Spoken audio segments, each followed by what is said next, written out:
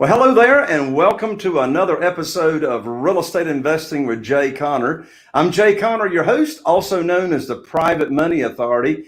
And here on the show, we talk about all things that relate to real estate investing: single-family houses, commercial deals, self-storage, land, small apartments, big apartments, flipping, rent-to-own, et cetera, et cetera, et cetera. We also talk about how to get your deals funded without relying on local banks or mortgage companies, how to sell houses fast, how to automate your business to where you're running your business and your business isn't running you.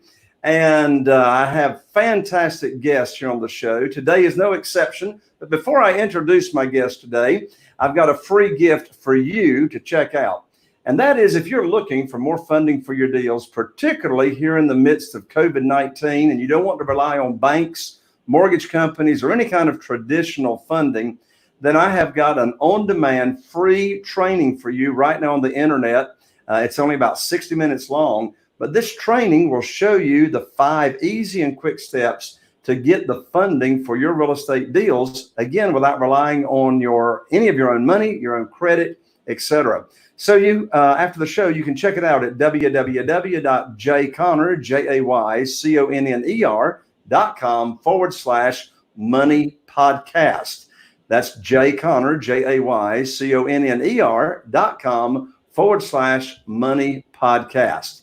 Well, my special guest today began his career in real estate in the competitive New York City, can you believe, real estate market. And he was working as a broker leasing these ground floor retail units. Well, in that experience, he saw and learned the true potential of real estate that can really transform lives. Now, although he was limited in his means and the amount of money that he had available to him at the time, he spent his time reading, attending seminars, networking, and hanging around very accomplished entrepreneurs, which, by the way, is good advice for all of us. And he was learning that being resourceful was the ultimate path to becoming successful. What do you mean by resourceful? He's going to tell us. So with this knowledge, he embarked on building his real estate company and empire in Charleston, South Carolina, where he had relocated in search of a better quality of life. Now, he got in Charleston back in 2008, after the real estate bubble had burst, and he quickly adapted, and he was using a credit card, increased his credit card limit, and then wrote himself a balance transfer check to acquire the cheapest property he could find. We're going to get him to tell us that story about how in the world he was able to use a credit card to buy his first house at only 23 years old. Well, anyway, armed with his personal investment and a lot of sweat equity, he transformed a rundown duplex and turned a profit on his first deal. Then he took those proceeds, reinvested them, and while seeking private capital to expand his growing company. Well, my special guest is the CEO and founder of Legacy Wealth Holdings, which is a real estate investment company that acquires and transforms distressed apartment buildings into high-yield assets for their own portfolio. So with that, folks, I'm so excited to have as my guest today my friend, fellow mastermind member, and real estate investor, Mr. Tim Bratz. Welcome to the show, Tim. Hey, appreciate you having me here, Jay. Excited to be here, man. I always looked up to you, and I'm super pumped to be here and be chatting with you and sharing some knowledge with your audience. So appreciate you having me, man. Absolutely. Well, I'm so excited to have you on because, I mean, in just a few short years, you've got such a wide variety of experience. You have put your portfolio, my lands, your current portfolio exceeds 4,000 units and is north with a valuation of more than $350 million, right? That is correct. It's kind of crazy, right? So I'm not going to ask my questions in logical sequence. I'm just going to do stream of consciousness with you. So here's what I want to know. How long did it take from you starting in doing commercial deals, to going to a portfolio of 4,000 units? I mean, is that a 10-year stretch? Is that a 5-year stretch? What is that? First started studying real estate and learning about it in 2005 when I was in college. I became a real estate agent in 2009 or 2007. invested in my first property in 2009, bought my first apartment building at the end of 2012, and that was an 8-unit building. Wow. Yeah. Hey, you answered my question. That's fast. I mean, Yeah, you so just about 8 years since I bought my first apartment. Yeah. And now you've got 4,000 doors or units, right? Yeah. Mm-hmm. That is amazing. So let's start with your journey. Tell us your story of getting into real estate and how it has progressed, your journey, and how's it grown. Yeah, well, I think we all want it to go faster than it usually does, right? And that was not any different in my case. I was going through college, 2003 to 2007, when the market was going crazy before, and everybody's making money in real estate, and I was a money motivated kid at the age of 20 years old. And so I had, one of these painting companies in the summer, ran a bunch of crews with my friends. We did a bunch of landscaping also. And then I interned for one of the largest home builders in the country and just realized I wanted to be a real estate investor. But I thought everybody got started in real estate and owning real estate by becoming a real estate agent. And so I'm from Cleveland, Ohio originally, but I moved out to New York City because my brother was living out there at the time. And after college, I got my real estate license, and I started brokering, just like you had mentioned in the opening, commercial and retail offices and retail spaces in Manhattan. And I listen, I didn't really know what I was doing. I was just kind of like doing the labor of going and finding, businesses that wanted to expand and then handing them off to somebody who knew what they were doing, or finding a landlord who wanted to lease their space and then handed them off to somebody that knew what was doing in our brokerage firms. So I was just really the workhorse, right? And so I knew enough that when I closed my first deal, it took about 8-9 months to close it, and it was 400 square feet, and we signed a lease for $10,000 a month. On this retail space. 12-year lease term, 4% annual increases.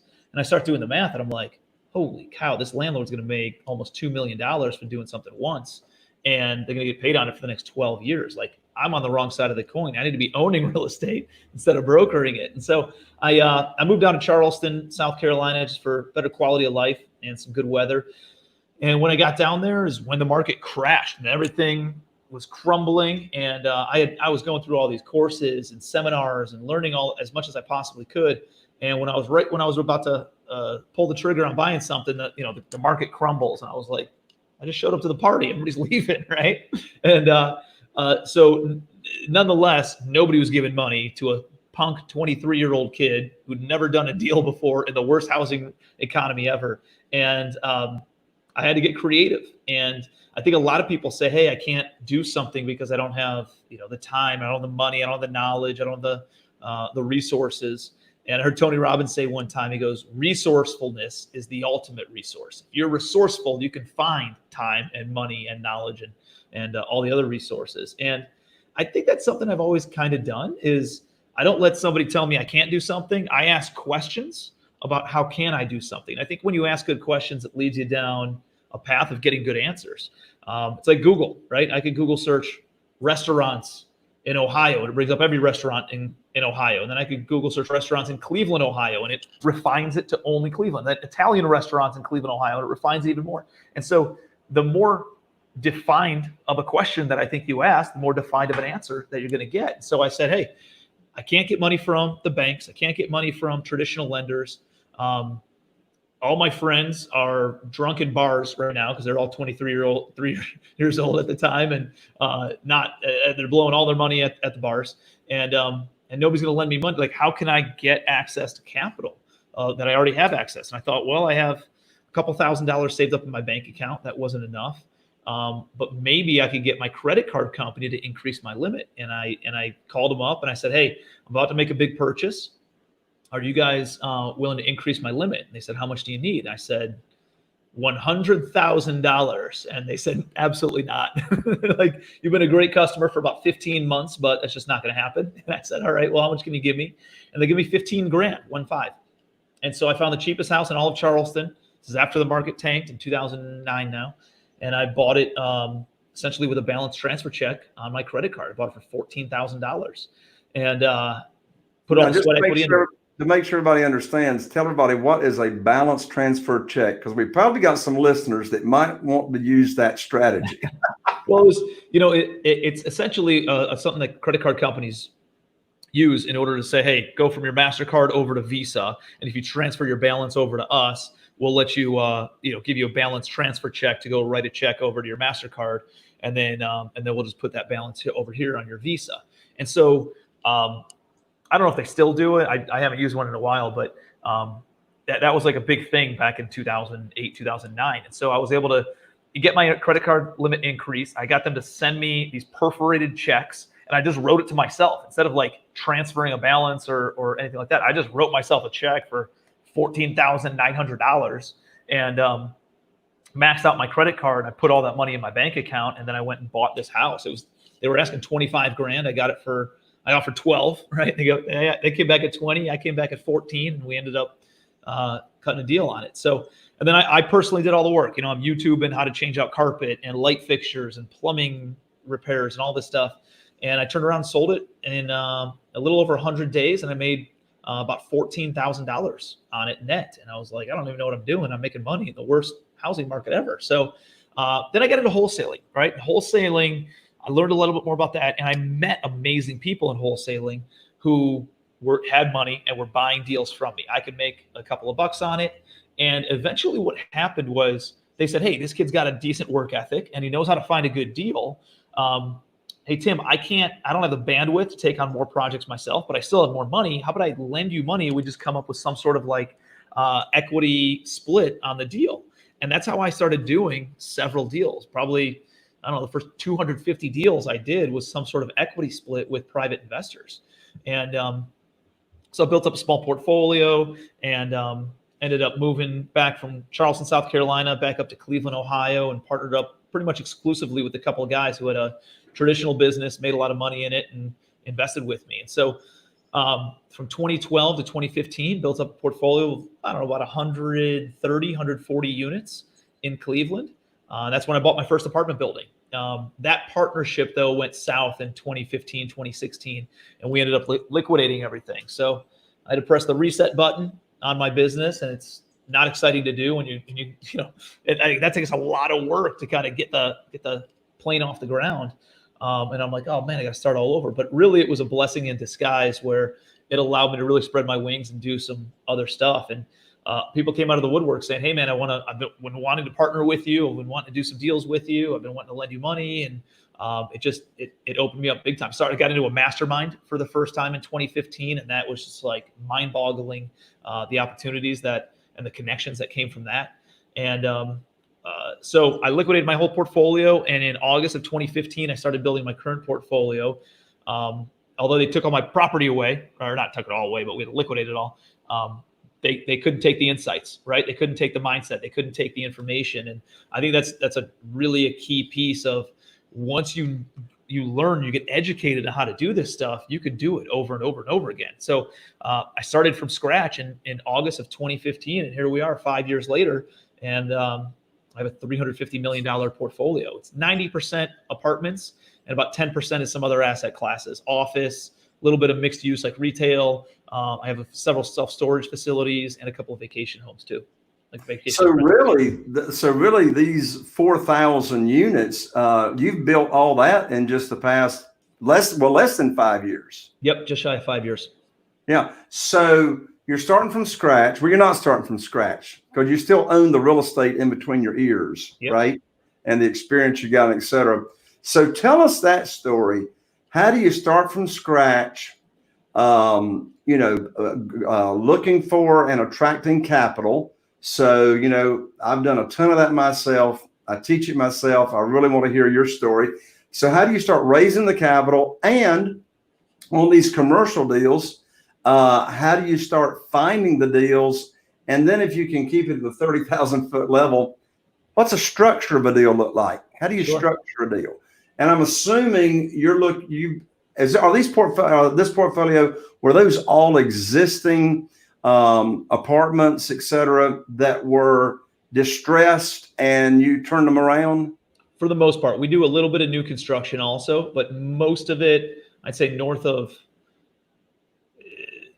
70% of it is definitely existing property. Maybe 75, 80% is existing property. Let's start with raising the capital. Yeah. What's your strategy on raising the capital? Because that's a lot of capital. Yep. We've raised, and I don't raise money from institutions or hedge funds and REITs and stuff like that. I raise money from individuals, right? Somebody who's got $100,000 in 401k, or some entrepreneur who just exited their business and they're sitting on a couple $1,000,000. Yep, that's what I do.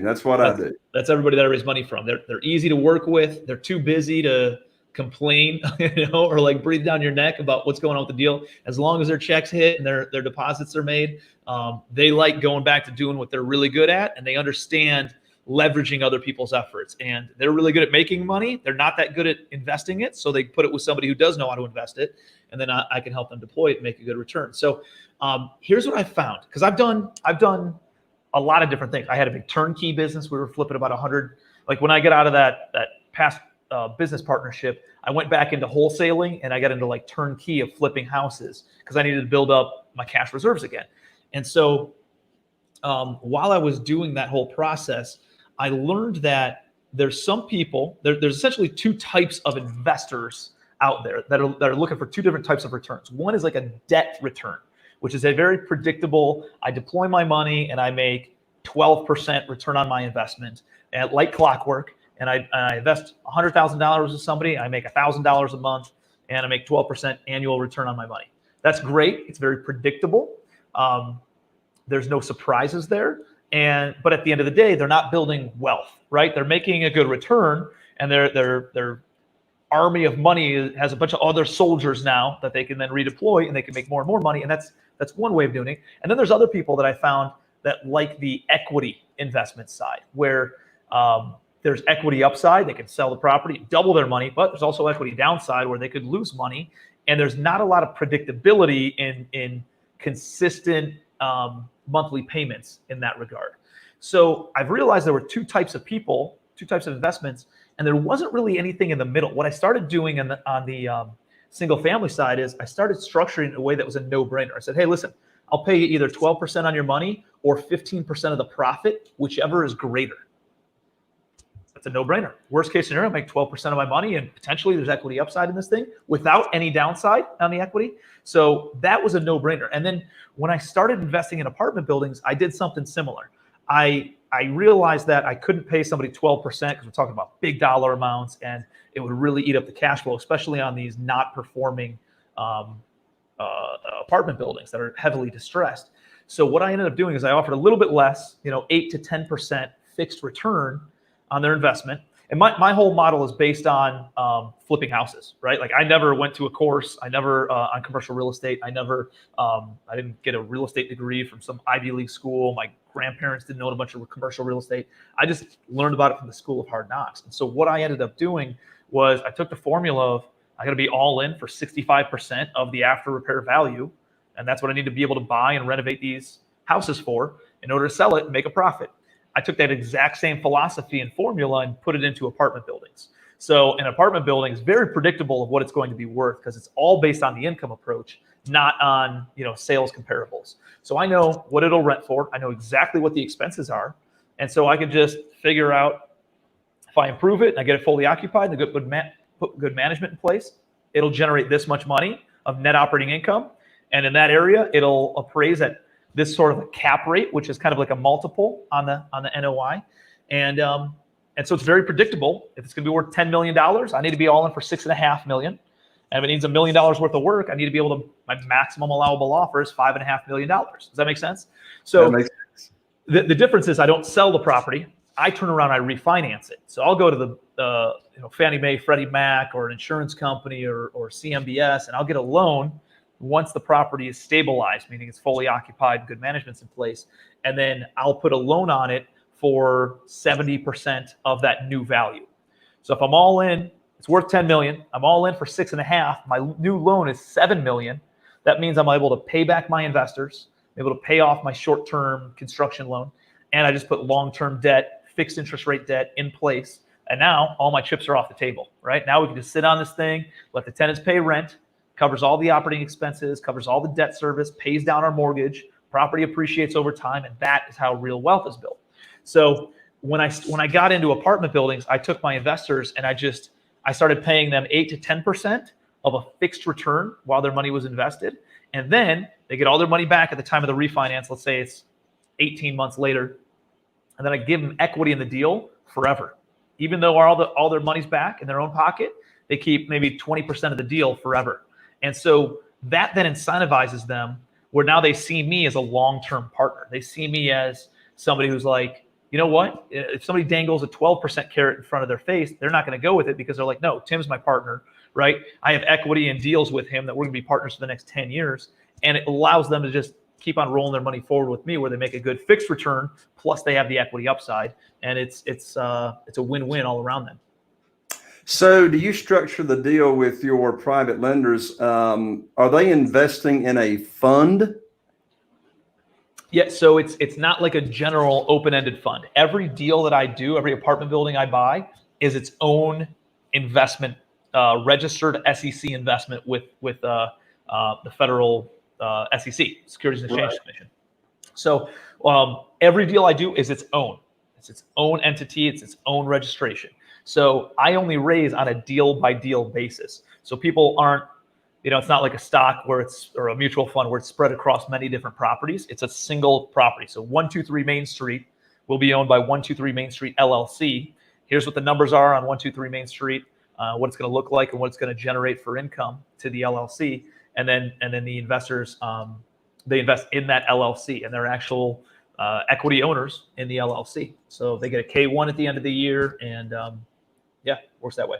So you raise capital for its own project every time, right? Mm-hmm. So does most of your capital for a project that you're looking to do most of those funds come from existing private lenders that you might have recently paid off from a refinance deal?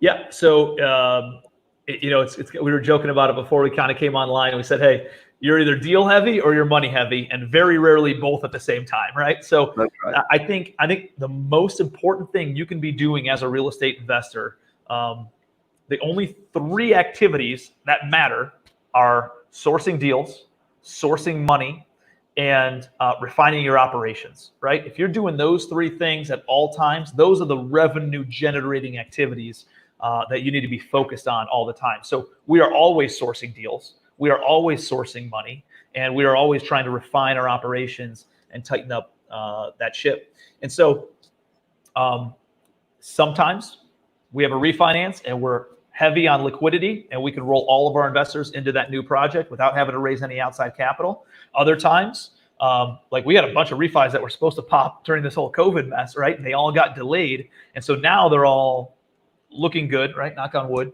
But there was a time frame where we were still buying some deals earlier part of this year, and we had these refis that were supposed to pop and didn't, so we had to raise a bunch of outside capital. But it also happens where somebody invests with you in one deal, they have more money set aside, they want to diversify across multiple different assets, multiple different properties, and a lot of our existing investors came in on all those other projects, knowing that their other funds are going to be pretty liquid over the course of the latter part of this year.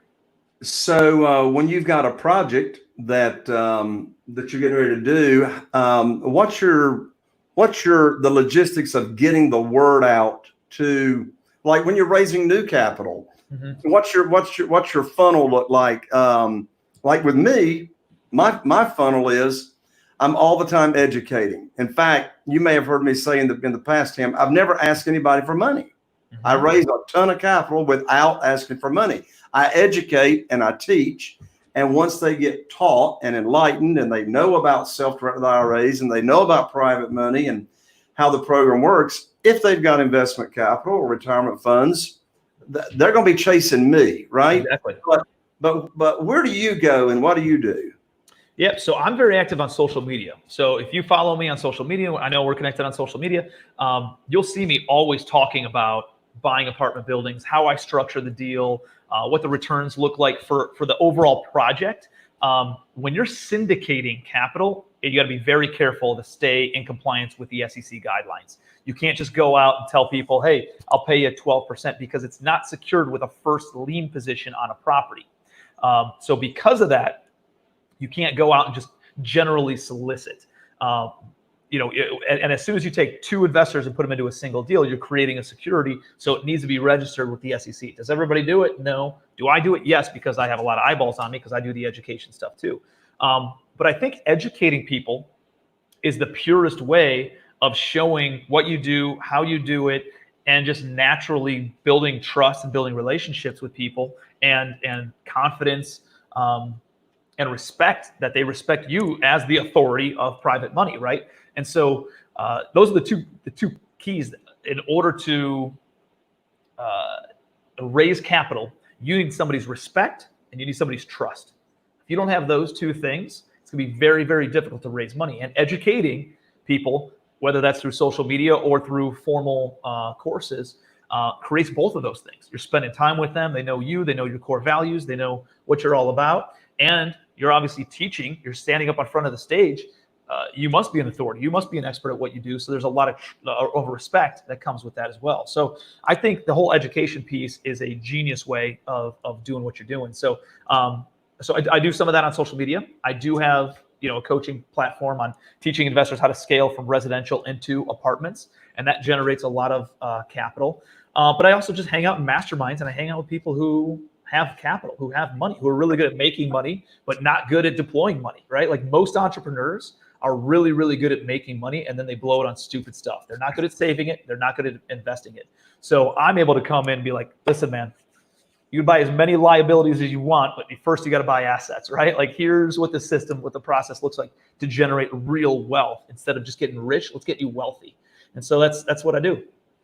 Yeah, you just said that, you just hang around people that's got money. And, I've been saying for a long time, the more money you waller in, the more sticks to you. Yeah, exactly. Exactly.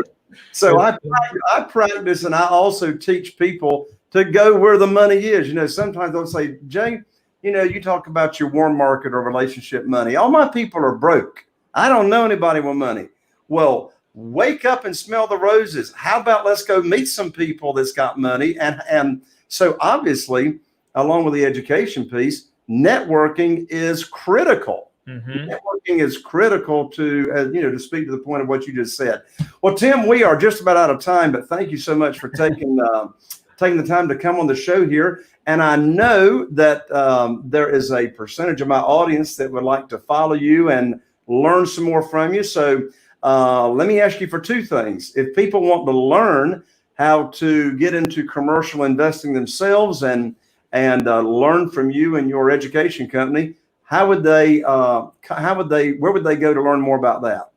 Yeah, well, I appreciate it, Jay. Thanks again for having me, man.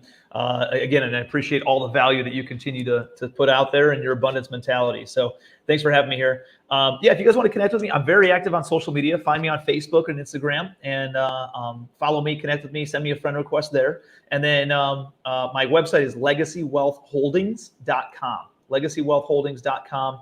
And you can learn more about the coaching side of things and how we can potentially do deals together. I'm always, buying properties, selling properties, joint venturing on projects. So if you guys come across a good deal and want to talk about something or just need some insight, we're happy to support and offer education any way that we can. So yeah, appreciate you having me, man.